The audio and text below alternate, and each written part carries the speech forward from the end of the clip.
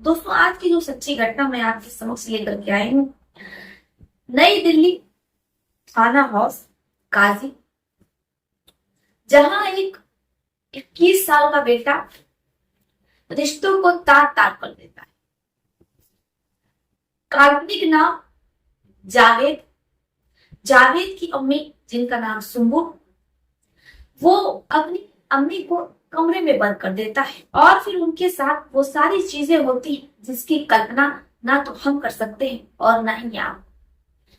सुम्बुल अपनी इज्जत को बचाने की बहुत कोशिशें करती है, लेकिन वो असफल हो जाती है।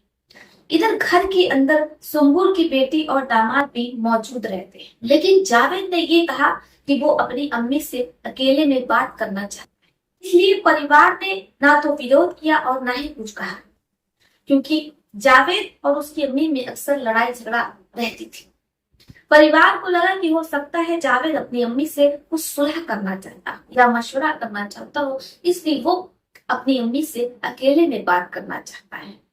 लेकिन चूंकि जावेद जो अपनी अम्मी के चरित्र पर अक्सर उंगलियां उठाया करता था और जब वो बंद कमरों में सुम्बुल के साथ मौजूद था, तो वो उन्हें ये कह करके ये सारी चीजों को अंजाम दे रहा था कि तुम्हें इसकी सजा मिली और ये तुम्हारी सजा है। सोचिए भला, एक बेटा जिसको उसकी माँ ने अपनी कोख से जन्म दिया और वही बेटा अपनी माँ के साथ कुछ ऐसा कर जाए, माँ की इज्जत ही तार तार हो जाए, तो सोचिए उस माँ पर क्या बीत रही हो।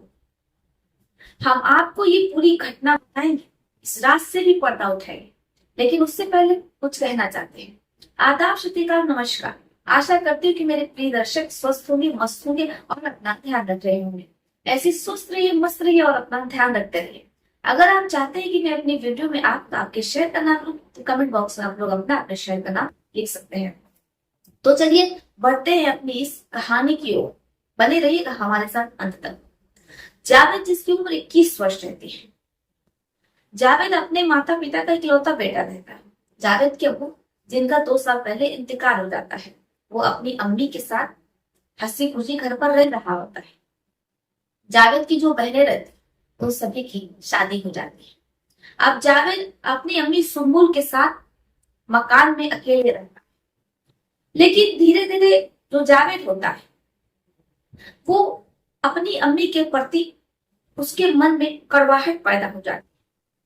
वो अपनी अम्मी से बार बार कहता है, ताने मारता है, अपनी अम्मी के आचरण पर उंगली उठाता है कि उसके तो कई पुरुषों के साथ ये सारी चीजें रही। जावेद और सुम्बुल में अक्सर इस बात को लेकर के बहस हुआ करती थी, लेकिन क्योंकि मामला घर का रहता है, इसलिए सुम्बुल ज्यादा कुछ बोलती नहीं। अब वो हज पर निकल जाती है। परिवार और रिश्तेदार बहुत खुश रहते कि चलो सुम्बुल हज पर जा रही है, हो सकता है वहां ये दुआ मांगे तो उनका जो बेटा है उसमें सुधार आ जाए और जावेद एक अच्छा इंसान बन जाए। कुछ महीने बाद जब सुम्बुल हज करके वापस आती है, तो रिश्तेदारों में खुशी का माहौल होता है। सुम्बुल सभी रिश्तेदारों को दावत देती। सुम्बुल को लगता है कि परिवार में सब कुछ अच्छा हो रहा है, क्योंकि अब तो वो हज से लौट आएंगे, दुआ मांग करके आएंगे। लेकिन जो जावेद रहता है, उसके अंदर अब भी कोई बदलाव नहीं आया था। वो अपनी अम्मी को बहाने से कमरे में लेकर के जाता है, अपनी बहनों से और जीजा से बोलता है कि मुझे अम्मी से कुछ अकेले में बात करनी।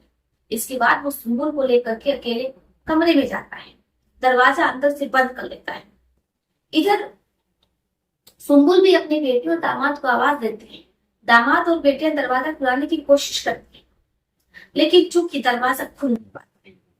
अब जावेद और सुम्बुल, बाकी आप समझदार है, क्या कर सकते हैं। बाकी आप जावेद और सुम्बुल दोनों ही कमरे के अंदर मौजूद है। सुम्बुल अपने बेटे जावेद के आगे हाथ जोड़ती है, लेकिन जावेद उनकी एक नहीं सुनता है और फिर इज्जत ताक ताक हो जाती है। आप समझदार हैं, समझ सकते हैं, यहाँ मुझे विस्तार से बताने की समझाने की आवश्यकता नहीं। अब जब दरवाजा खुलता है, तो सुम्बुल, जिनका सब कुछ खत्म हो चुका था, वो अपनी आंखों में शर्म लिए बाहर निकलती, किसी से कुछ नहीं कहती। किसी तरीके से वो खुद को संभालती है और लोग लज्जा के भय से, समाज में इज्जत के डर से ये जो बात रहती है वो घर की चारदीवारी में ही रह जाती है।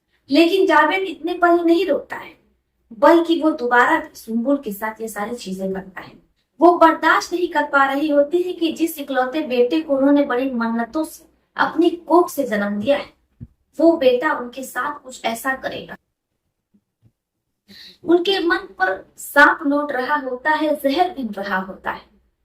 इसलिए वो अपनी बेटी को पूरी बात बता देती है। बेटी जैसे ही सुनती है तो अपनी माँ को लेकर के दिल्ली इंसियार थाना हाउस पहुंच जाती है और वहां पर वो जावेद के खिलाफ एफआईआर दर्ज करवाती है।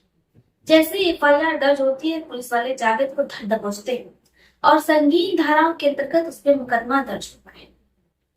अब जावेद जेल में सलाखों के पीछे अपने कर्मों की सजा काट रहा है। बाकी समाज में आए दिन ऐसी घटनाएं पत्रिकाओं और अखबारों में छपती रहती है, जिससे पता चलता है कि आखिर समाज में कितनी ज्यादा बुराइयां फैल चुकी हैं। आखिर इससे निपटा कैसे चले? अगर आपके पास कोई समाधान है तो कमेंट बॉक्स में लिख सकते हैं। तो चलिए फिर चलते हैं, मिलती हैं आपसे किसी और क्राइम कथा में। तब तक के लिए आप अपने परिवार का ध्यान रखिए। आदाब, नमस्कार।